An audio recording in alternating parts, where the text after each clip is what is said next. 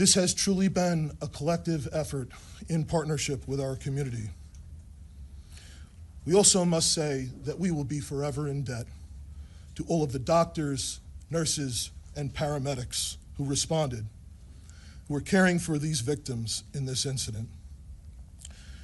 I cannot tell you how incredibly grateful we are for all of the love and support that has been pouring in from all around the country, both for the first responders who initially responded, entered that church, and dealt with the unthinkable, and for all of the victims and families that have received that love and support as well.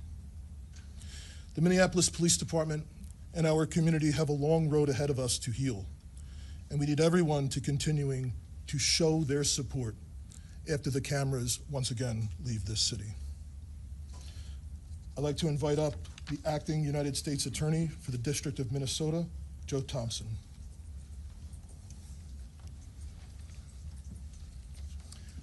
Good afternoon. My name is Joe Thompson. I'm the Acting United States Attorney for the District of Minnesota.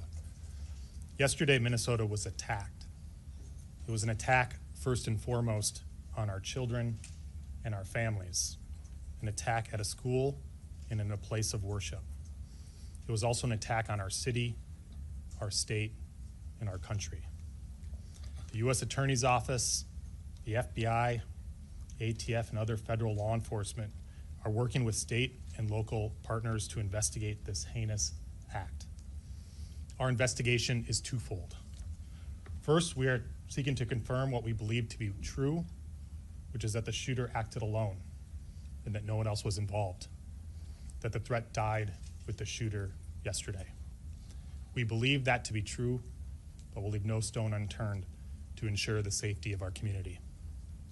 Second, we are investigating the motive, why and how this happened.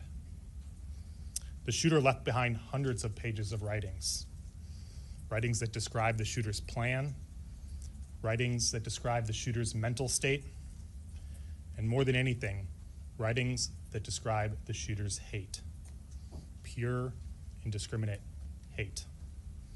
The shooter expressed hate towards almost every group imaginable. The shooter expressed hate towards Black people. The shooter expressed hate towards Mexican people. The shooter expressed hate towards Christian people. The shooter expressed hate towards Jewish people. In short, the shooter appeared to hate all of us. The shooter's heart was full of hate. There appears to be only one group that the shooter didn't hate, one group of people who the shooter admired. The group were the school shooters and mass murderers that are notorious in this country.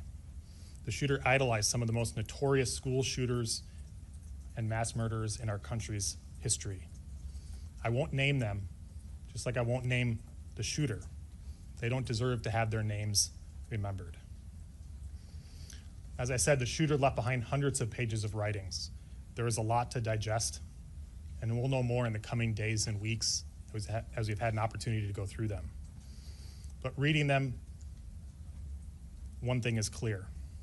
It's going to be hard to hear, but it's important to the question of why this happened.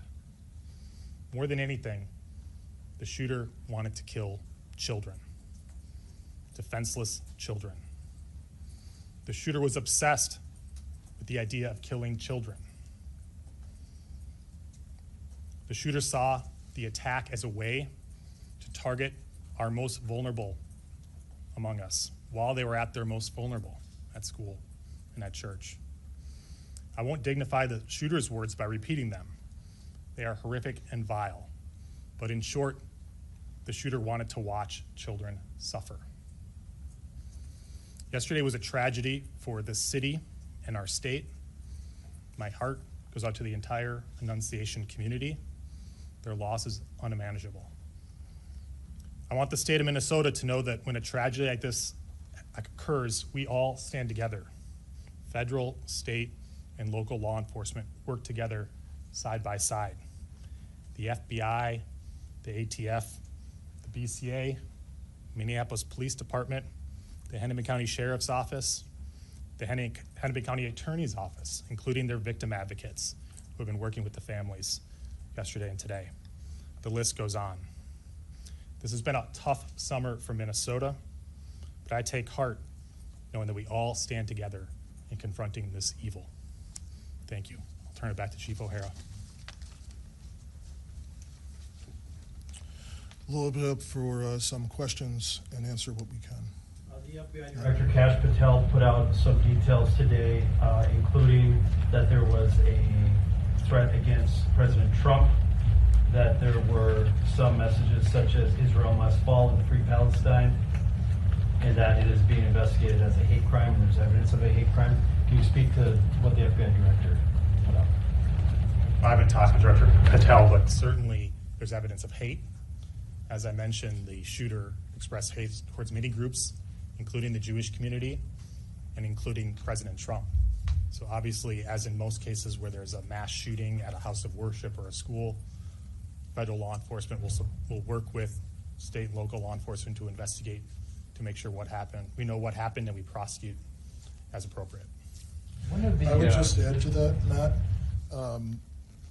that there is no question in this case that this shooter intended to terrorize the children, the school members of the school community, the parishioners were inside of that church. So whatever label we want to put on it is regardless of the fact that it is very clear that this shooter had the intention to terrorize those innocent children.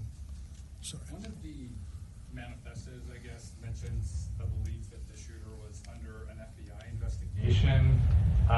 Is anyone able to say whether or not that's true, or whether this person showed up on any watch list or any federal radar at all? Yeah, we did a check of all of our holdings, the FBI holdings, and he was not in our holdings prior to this incident, so we didn't have anything on him at that time. Okay. And is there any kind of mental health diagnosis that anyone is aware of? There is no diagnosis that I'm aware of that I can share. I can tell you we are not aware of any state-ordered mental health commitments for this individual. Could you talk about, we're hearing some new details come out about the moments inside the church. Yes. About the doors being locked, how that might have protected some kids. Could you talk to us about that? So the question was about the doors being locked at the church. Annunciation Church had a practice that once Mass began, they locked the doors of the church. This incident occurred shortly after the Mass was beginning. So there's no question that the fact that the doors were locked likely saved additional lives. At the same time, we also know that the shooter intended to barricade and did barricade the doors on the same side of the church where the shooting occurred. So what's particularly heinous and cowardly about this is these children were slaughtered by a shooter who could not see them. He was standing outside of the building, firing through very narrow church windows on the level where they would line up with the pews. And even ultimately, when he got to the rear of the church, was an entryway that's basically all glass, and fired out the window where a person could walk in, ultimately did not walk in. Yes. When you say doors were locked, is that from the inside or from the outside? Like you're inside and you can get out, but you can't get in from the outside? The question is about the doors being locked. Yes, the doors were locked intentionally by the church from the inside, and that's a practice that they had in place once Mass had begun. Given his social media posting, his troubling post, admiration for previous school shooters, why was he able to obtain a weapon of that magnitude? So the question was, due to previous social media posts, why was the individual able to obtain a weapon? We have nothing in the evidence that we have acquired so far that would indicate that he is a person that he did not lawfully purchase these weapons. He did not have a criminal history. The only thing that we are aware of is a traffic ticket. He did not have any state-ordered commitments for mental health. So of everything that we have seen so far, it did not rise to the level where he would have been a person prohibited from purchasing a firearm. Yes. Can you confirm if the shooter went to the church weeks prior, and if so, how long before the shooting happened? So Uba's question was if the shooter did go to the church weeks prior. We cannot specifically confirm that at this time, but that is obviously a part of the investigation. Even though it's all about the connection to the church and school. Yep. So the question was the connection of the shooter to the church and school. We do know that the shooter did attend Mass there previously. The shooter did attend school, and the shooter's mother was an employee of the parish previously for some time. So obviously there is a connection between that shooter and this particular parish and this school there. Chief, what can you tell us about the 20th victim that you mentioned, another victim you mentioned today? How is that child doing? So there's one additional child that was injured by gunfire that we weren't aware of at the time of the last briefing. They were transported by private vehicle to a hospital outside of the city, and the report was actually made to police after they had been treated and released. So the injuries to the children range from, in this case, as you'd call like a graze wound from gunfire, all to, again, some very serious life-threatening injuries. We have some victims that have been released by the hospital at this time. We anticipate perhaps a few more today, but we still have some victims who are very seriously injured and in critical condition. Even though there's no criminal record, Sorry. even though there's no criminal record, have you been able to find any police contacts where there was odd behavior, maybe that didn't rise to the level of a crime, but in any jurisdiction that's come up?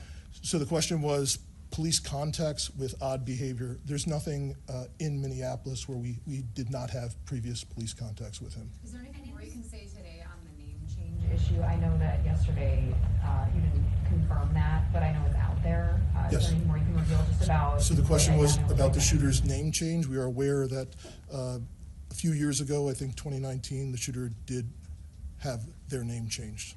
We can confirm that, yes.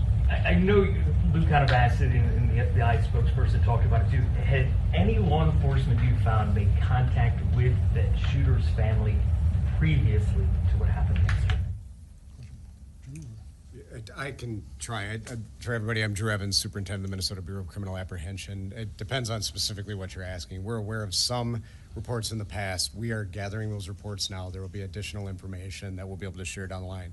But as the chief noted, and we think what is important in this and related to the question, this individual was not arrested for anything that would prohibit them from being able to purchase a firearm. There is not substantive police contact with this individual that would have raised concern to the level that would lead us to believe this sort of a situation would happen today. The social media, in terms of your question for that, just to be clear, the level set for everybody, there's a specific criteria in terms of how an individual can purchase a firearm legally in Minnesota. If those posts and information, I'll share it for everybody that we want to know going forward, this obviously is a terrible tragedy. We need the help of the public and everybody else. If there's concerning social media behavior by anybody, or that there's concern in their community, that they are contacting their law enforcement so that we can adequately address that in the process. That did not happen in this case. In terms of the evidence found with the search warrants, were you able to recover additional guns, and if so, were those registered and also legally purchased? So the question was, in regard to the search warrant, were additional weapons recovered? The answer is no. Only the 3 weapons that were recovered at the scene, a .556 millimeter rifle, a shotgun, and a pistol, and all 3 were used during this incident. Chief, any history of gun training? Because the shooter seemed fairly accurate. We're not aware of, at this time, any history of gun training. In the evidence that you have recovered, has the shooter expressed any grievance against that particular church? So the question was any specific grievance against the church. We mentioned there is a connection to the parish, a connection to the school, but we have not identified a triggering event or a specific grievance against the church that you could point to say this is the reason for why this happened. Chief, I just want to clarify something you said. Did you say the shooter attended Mass in the weeks before the shooting? I did not say that. So the question was, did the shooter attend Mass in the weeks before? We know that previously the shooter had attended that parish and had attended that school when they were younger. Is there anything you know, any evidence that this person was radicalized or part of some online groups or anything like that that would have inspired this behavior? Yeah. So the question was if the individual was radicalized, I guess, for a specific cause or a part of some online groups. And the answer is no, we have not found evidence of that, other than, again, just this fascination in general with many, many different previous mass shootings, mainly in this country, but also some from around the world. Chief, any evidence to indicate why this particular church, just to kind of follow up on what others asked, why this particular church was chosen as the target and not somewhere else? So Matt's question is the question, why this particular church? And other than the obvious, which we have said, the connection to being from that church, being from that school, mom having worked there, we have not found a specific trigger for why to target the children at this church. On that note, though, did the shooter seem aware that there was going to be this mass at this time, that the kids would be there at that time? So other than the obvious that they showed up and shot. Yeah. So the question was, did the shooter be aware? Was the shooter aware of this mass at this church? The answer would be yes. This was a daily mass, but this was special in that the children were attending to celebrate the first week of school, the beginning of a new school year. Chief, are you able to give us an update? I know we heard this from HCMC this morning on the injuries. Who's hospitalized, how many, severity, and you did mention that you expect some other kids to be released today. So the question was total number of victims who remain hospitalized. I do not have information that would have to come specifically from the individual hospitals.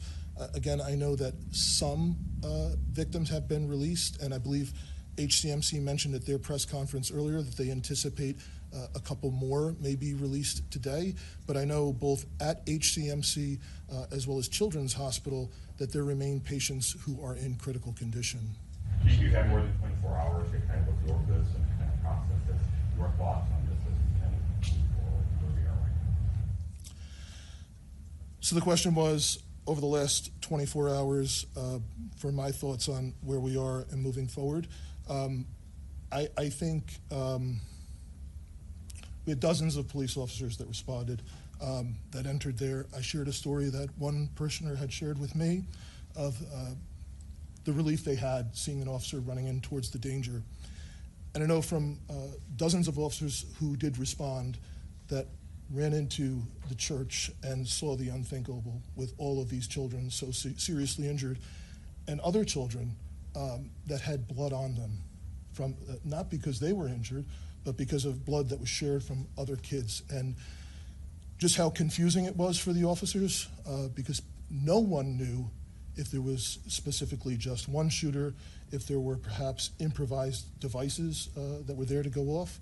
So I think the officers, and that were then joined by state troopers and county sheriff's deputies and all of federal law enforcement officers and others that responded very, very quickly, and I just think did an incredible job at trying to ensure that the threat was eliminated, there were no additional threats, but also trying to triage as quickly as possible and get the injured to the hospital. And I think EMS, all the first responders, did an amazing job. And I think going forward, we're going to learn countless stories about many children and the heroic acts that children there did, as well as staff members and other parishioners. So I know this is, incredibly horrific and just an unthinkable situation, but despite all of that, I think there's going to be countless lessons of bravery from young children all the way up to elders in our community. All right, we'll take one more, perhaps from somebody who's not yet had a chance. Chief, have you spoken? Is that you? I think I have, but have you got that one? Yeah, go ahead. Go ahead. Yeah, have you guys spoken with the shooter's parents, and have they said anything about past mental health history? And do you guys as law enforcement believe there might have been any red flags that might have been missed? So the question was, have we spoken to the shooter's parents and if there were any red flags that may have been missed? I know there were dozens of interviews that have been conducted with relatives, friends, associates of the shooter, as well as people, obviously individuals, witnesses that were present at the scene yesterday. I know we have not been successful in talking to the shooter's mother yet at this time, but there continue to be efforts made to get that done. So you want to talk to the father? I cannot confirm that. I don't know. There's been. We have. You have. Okay. Did he live alone or did he live with his father? Well, the question was, did he live alone or live with his father? There's 3 residences that are associated with this individual. I can't verify right now which residence he was staying at immediately prior to the shooting, but that's obviously something that will come out with the investigation as it continues. Just out of curiosity, what was your question? Oh, can you say how long the shooter attended the school for, like what grades? Yeah. So the question was, how long did the shooter attend? There's no high school there, so. Okay. But I don't know the period of time exactly. Is there surveillance video available? Not that you want to see it, but that you can review to know like how long he was shooting and how he snuck up and stuff like that. So the question was, is there surveillance video? And the answer is yes, there's surveillance video at the church. That's how we know for sure he did not enter and did not fire at all from inside the church. And do you know how long the shooting took place? We will know that for sure. The question was, how long did the shooting take place? So the first call to 911 was... I just mean like the shots being fired for how many seconds or minutes? Yeah. Yes, we will be able to figure that out. We will be able to pinpoint that. Thanks Yes. so much for your time today. You're quite hot, Chief. We got a lot more yet to get done today, so I appreciate again your partnership in helping us get these messages out. Thank you. In the interest of not seeing the shooter's name, do you have guidance on